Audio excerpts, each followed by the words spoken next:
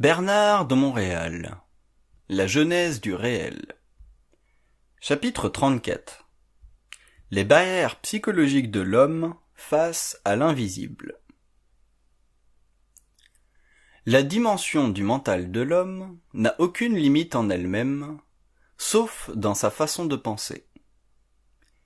L'évolution de la conscience humaine démontrera que le mental humain est un territoire psychique de vaste dimension à l'intérieur duquel l'être peut mesurer et tester sa réalité de façon illimitée.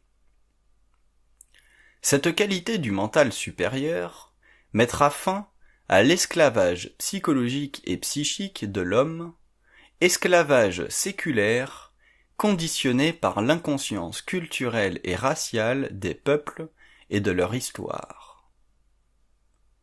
Cette relation culturelle a court-circuité le mental de l'homme et l'a forcé à se nourrir d'idées mortes qui n'ont aucune relation avec la réalité des sphères auxquelles il appartient par sa nature cosmique et universelle.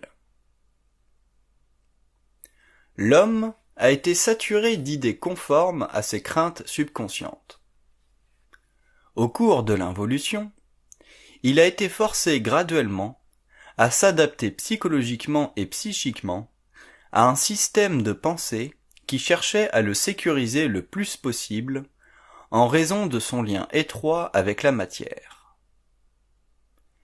Ce fut dans l'étude de la matière solide qu'il parvint à investir la plus grande part de sa science. Tout autre plan de la réalité lui fut imposé par les religions pour le faire évoluer selon des lignes de force puissantes, capables de le maintenir dans une mentalité de plus en plus exposée à la diminution de sa volonté créative. L'action des religions sur la conscience humaine fut extrêmement nécessaire et inévitable, car l'homme ne possédait pas encore le pouvoir de savoir par lui-même, et ainsi différencier le réel cosmique des sphères et les illusions subtiles mais inévitables des religions ou des systèmes philosophiques. C'est à cause de cet encadrement, dont la force de conditionnement a grandement diminué chez les nations matériellement développées, que l'homme n'a pas encore dépassé les limites de sa conscience subjective, colorée par l'influence des siècles. Le prochain cycle fera éclater cette condition, alors que de nouvelles connaissances seront révélées à l'homme, né de son propre savoir en vertu du lien universel rétabli entre lui et les sphères. Jamais plus l'homme conscient ne vivra de connaissances spéculatives. Son contact étroit avec l'invisible sera concret, et sa relation de communication mentale avec ces sphères deviendra équivalente à son niveau d'évolution, c'est-à-dire à sa capacité personnelle de pouvoir en supporter l'expérience. Les barrières psychologiques disparaîtront dans un temps relativement court, car la communication sera le plus grand choc psychologique qu'il aura connu dans sa vie quant à sa réalité universelle du mental en évolution. L'homme ne pourra plus retourner en arrière. Sa conscience pouvant enfin saisir concrètement la réalité qui la sous-tend et lui donne expression. Il découvrira que sa condition psychologique subjective l'avait obligé à demeurer vulnérable à toutes les formes de mensonges possibles perpétrés par des forces inconnues et occultes. Celles-ci utilisent la vérité pour voiler le réel et ainsi empêcher l'être humain d'être pleinement intelligent de ce qui se passe sur les autres plans de la vie planétaire et cosmique. L'être involutif a connu une conscience perturbable, alors que l'homme nouveau sera imperturbable dans sa conscience, à cause de l'absence de crainte qu'il développera face à ses états intérieurs. Il n'en vivra plus le déséquilibre, car il aura compris le lien étroit entre sa conscience psychologique et sa conscience voilée. C'est l'absence de lien entre ces deux niveaux de vie qui a rendu l'homme si vulnérable et l'a forcé à se replier derrière le mur de la conscience subjective. L'homme ancien a dû se protéger contre les profondeurs de lui-même, incapable de s'aventurer sans danger dans les domaines occultes de la vie. Ceci ne pouvait donner de réponse intelligente et intégrale à sa recherche, puisque lui-même n'était pas suffisamment évolué dans son principe mental pour survivre à la crainte psychologique qui accompagne toute recherche de l'homme au-delà des limites de sa conscience égoïque et primitive. Les barrières psychologiques de l'homme involutif viennent de son inhabilité millénaire à saisir cette couche du mental humain qui surplombe le plan égoïque de sa conscience spirituelle. L'homme nouveau percevra profondément cette couche de la conscience planétaire et expérimentale.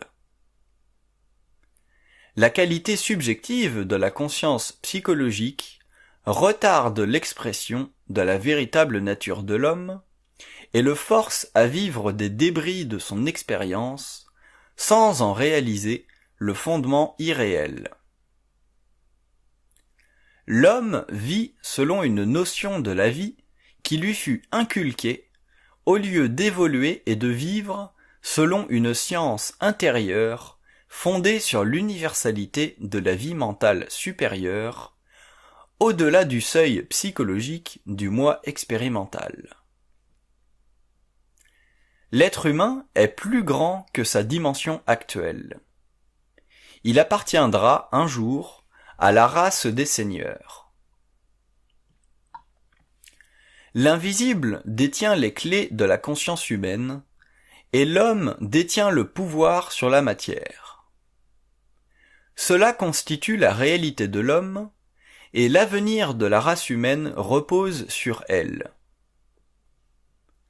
Non seulement l'homme nouveau est-il en évolution sur Terre, mais son ascension vers le pouvoir sur la matière fait déjà partie de la nouvelle réalité planétaire, bien que cette réalité ne soit pas encore manifeste dans le monde à l'échelle des masses.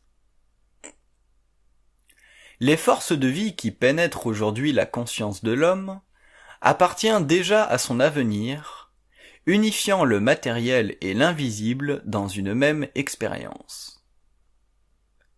La séparation des plans n'est qu'une illusion de la conscience humaine qui s'efface peu à peu de la conscience de l'homme avancé.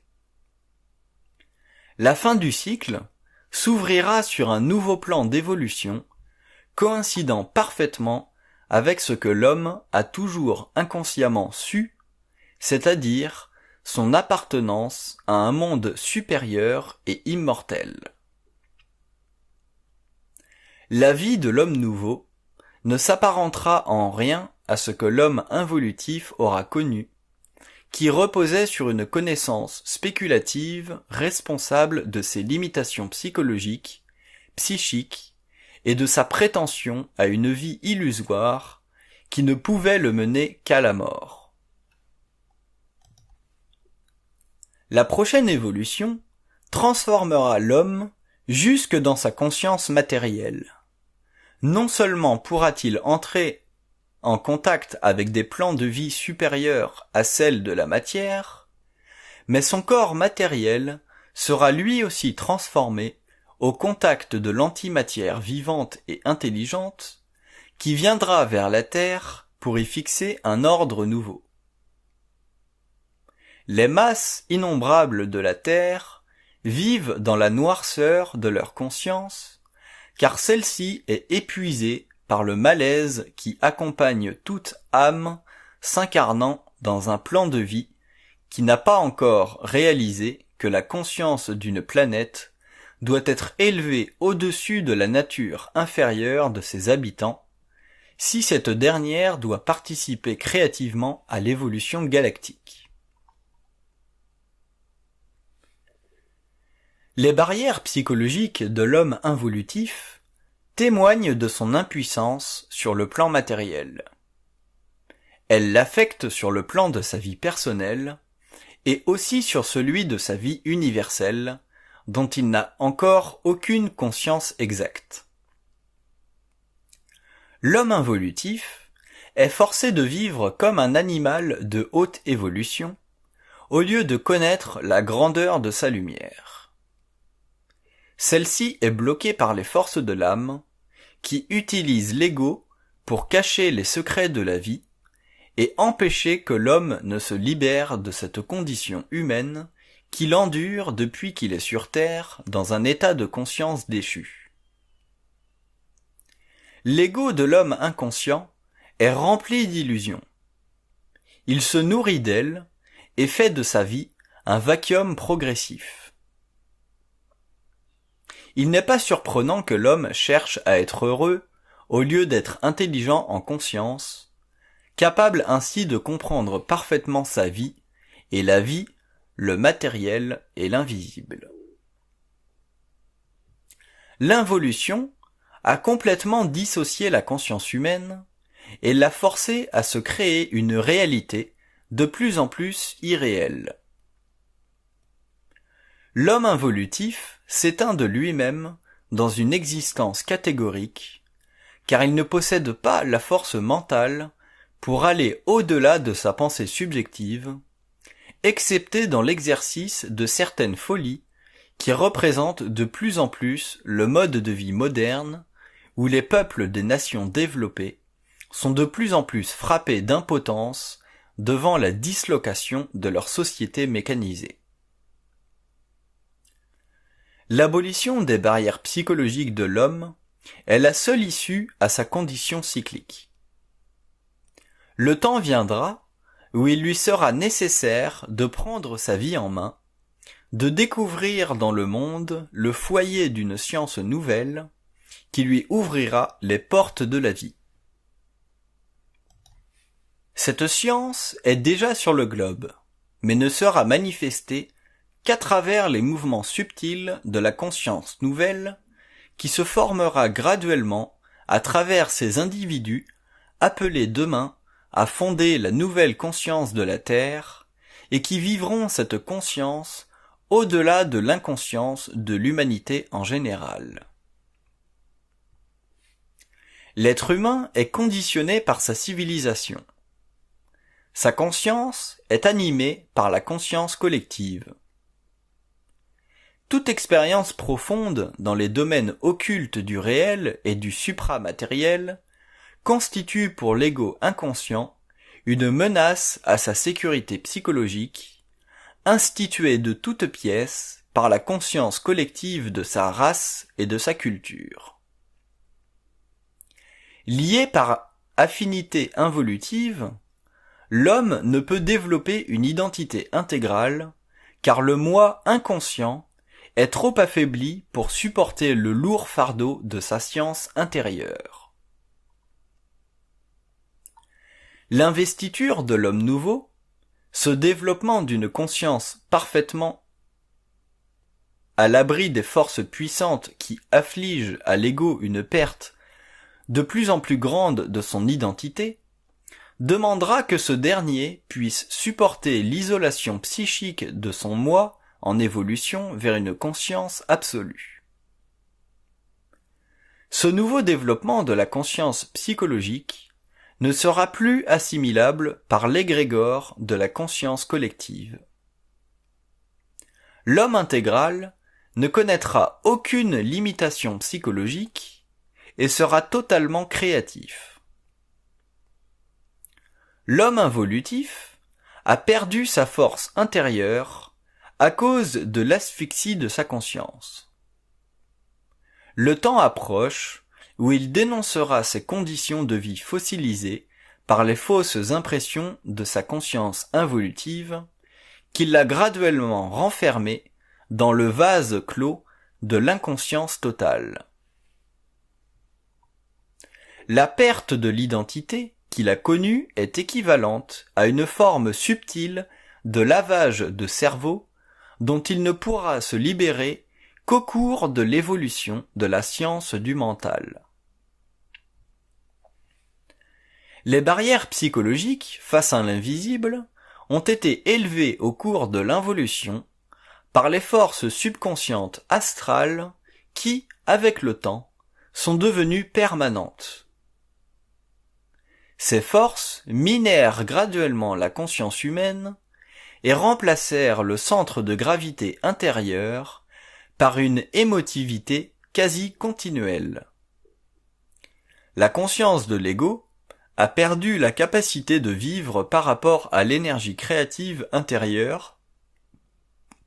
Il ne vivait que d'impressions extérieures à sa conscience et sous le contrôle des forces astrales. En renversant le rôle ancien de l'astral dans la programmation de la conscience humaine, l'évolution entraînera une véritable révolution dans le domaine de la psychologie et de la science psychique de l'homme. Ce dernier comprendra tout de l'invisible et de ses lois. La conscience supérieure de la prochaine époque fera se lever les voiles sur la réalité objective des sphères qui, depuis si longtemps, avaient défié la connaissance et plongé l'être spiritualisé dans l'ombre de sa propre lumière. Si l'homme a connu une telle résistance face à l'invisible, ce fut à cause de la grande tricherie entretenue contre sa conscience.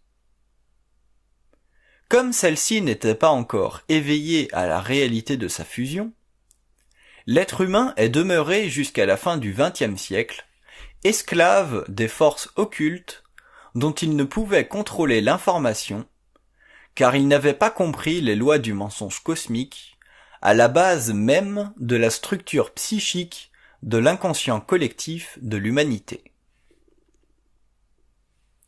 Le terme occulte défie la nature même du réel, et tant que ce concept fera partie de la conscience involutive, l'homme n'aura pas compris que seule la conscience en fusion est force absolue, capable de déchirer les voiles de l'invisible et des domaines universels pour lui donner accès à la compréhension de ses plans.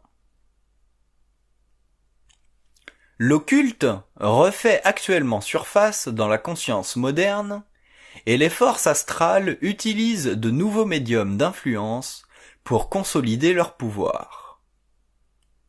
L'être humain ne réalise pas encore jusqu'à quel point ces influences deviennent de jour en jour les derniers aspects psychiques utilisés pour la manifestation d'impressions qui faussent la réalité de l'être. L'homme conscient conquérera ces formes d'influence et s'en libérera, car aucun plan ne pourra plus lui mentir ou le désinformer par des formes ne faisant pas partie du réel.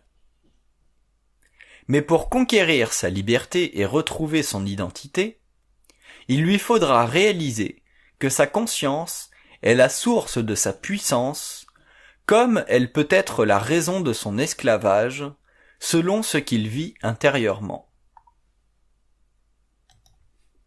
Au cours de l'involution, le contact entre l'homme et l'invisible se fit entre le plan astral et l'être, alors qu'au cours de la prochaine époque, il se fera entre l'homme et le double, sur le plan mental, que seul le double peut faire vibrer chez lui. Ainsi, l'homme sera libéré de la hantise qu'il eut de l'invisible. Le contact mental se fera entre lui-même et sa source universelle, ce qui donnera à l'être un autre niveau d'intelligence créative. Il ne vivra plus d'un contact avec les sphères astro-spirituelles qui maintenaient sa conscience sous leur domination et poursuivaient leur contrôle sur son mental. Son intelligence mécanisée et conditionnée retardait ainsi toute possibilité d'en arriver au développement de son identité réelle.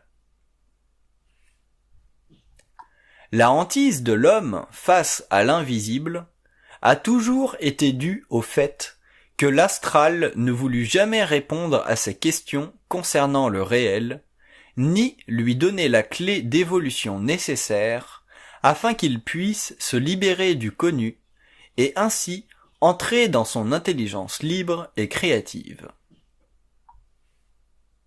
L'astral a toujours joué avec l'homme, car ses lois furent de tout temps anti-lumière, anti-homme, quel que fût le niveau du sacré sur lequel il fondait sa dualité.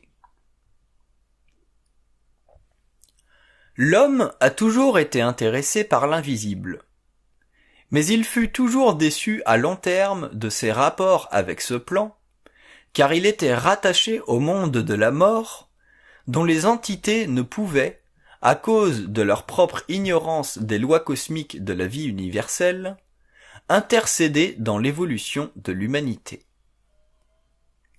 Comme les entités de l'astral sont elles-mêmes prisonnières de leurs propres lois et de leur propre ignorance des lois cosmiques, seul l'homme en fusion pourra demain les faire valoir afin de les libérer de leurs plans et ainsi se libérer lui-même.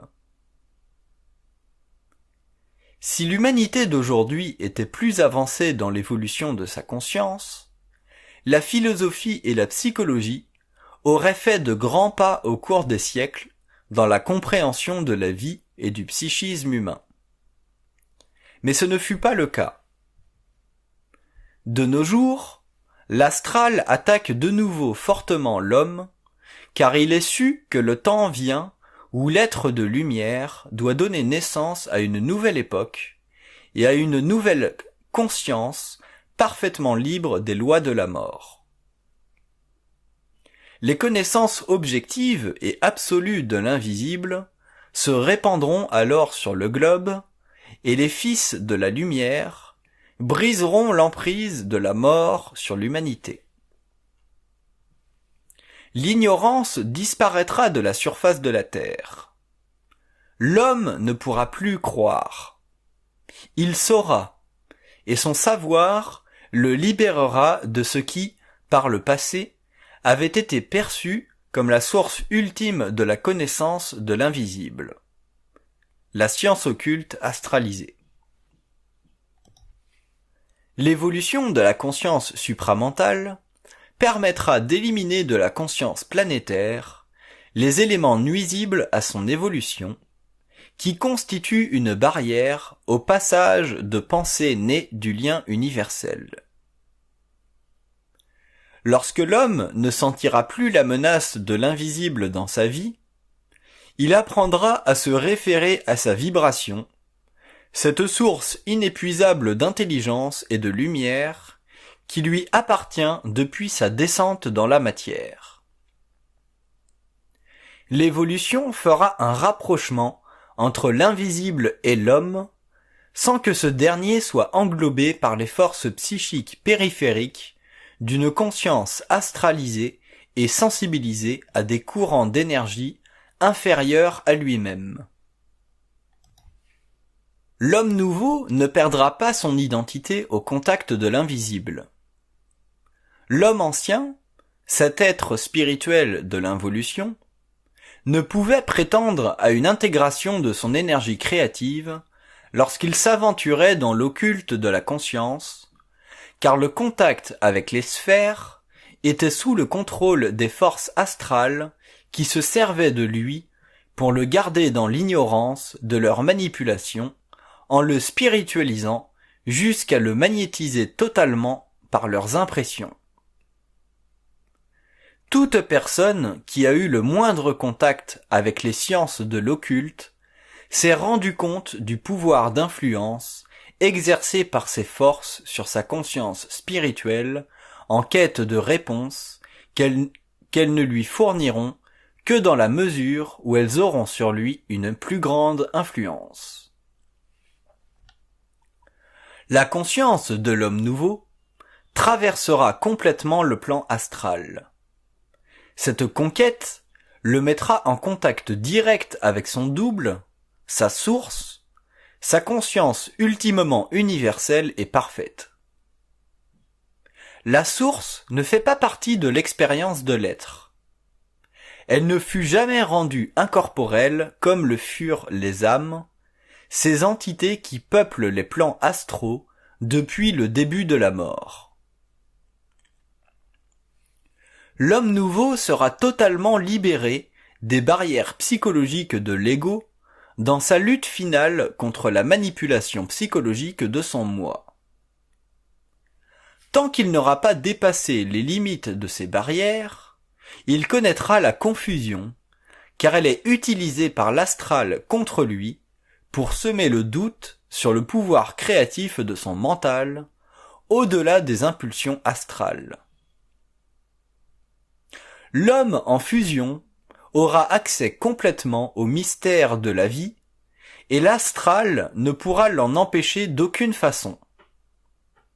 Jamais les morts n'admettront qu'un tel pouvoir puisse appartenir à l'homme, tant qu'ils n'y seront pas contraints. Le jeu de la mort sera ainsi mis à jour, et la conscience humaine intégrale deviendra une source de lumière pour l'astral. La conscience humaine n'aura plus de bornes. Elle sera établie à partir du lien entre le double et l'ego, quand celui-ci sera finalement libéré de ses limitations psychologiques. L'homme sera totalement libre de l'inconscient collectif. Sa conscience supérieure bénéficiera de l'apport d'une nouvelle énergie dans le mental, et la nature de la pensée supramentale naîtra de la fusion de l'être. Cette nouvelle vie mentale fera de l'homme un être dont l'intelligence ne sera plus barricadée à l'intérieur d'un inconscient collectif. L'homme nouveau ne vivra plus de la mémoire subjective de la race, mais d'une pulsion créative activée à partir de son lien universel. Les barrières psychologiques seront renversées, car la conscience nouvelle de la prochaine époque ne pourra plus réfléchir ce qu'elle a réfléchi par le passé.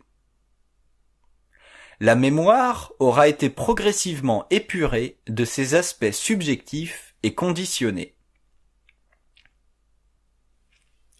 Les barrières de l'homme face à l'invisible doivent disparaître si ce dernier veut en arriver à se connaître parfaitement et comprendre les lois de la vie, qui l'affectent à son insu à cause de l'ignorance profonde des mécanismes astraux qui lui infligent constamment de la souffrance. L'involution a créé dans la conscience humaine une gamme extraordinaire de mensonges, ces demi-vérités qui concernent la vie en général et la mort en particulier. Tant que l'être n'aura pas développé une suffisante force intérieure pour en faire éclater les formes, il continuera à en être victime. La compréhension des lois occultes du mental est essentielle s'il veut se libérer des lois de la naissance, établies sur les plans astraux avant sa descente dans la matière. La psychologie mécaniste de l'ego est fondée sur la vie expérientielle, dont le référent est la conscience collective, de sorte que l'ego n'est stable que dans la mesure où il demeure compatible avec la conscience sociale, jusqu'à en subir l'aliénation la plus totale, masquée par la gratification temporaire qu'il peut y trouver, même au prix d'une perte d'identité. L'homme involutif est sans protection aucune contre les forces de vie qui ont anticipé sa programmation sur le plan matériel. Il ne jouit d'aucun pouvoir, d'aucun recours lui permettant de neutraliser ces forces qui jouent constamment contre lui et le conduisent à vivre d'expérience au lieu de créativité pure. Ce n'est qu'au cours de l'évolution de la conscience supramentale qu'il pourra enfin utiliser son savoir intérieur pour se libérer du joug de l'involution.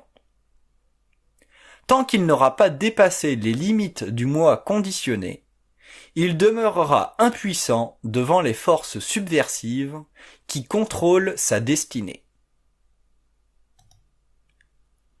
Les forces occultes qui sous-tendent la conscience ne peuvent être recherchées sans précaution, car leur déclenchement risque de perturber l'équilibre de l'ego si ce dernier n'est pas suffisamment mûr pour en supporter la conscience, lorsque les centres psychiques s'ouvrent à cette dimension du réel qui n'a pas encore été épurée par l'homme conscient.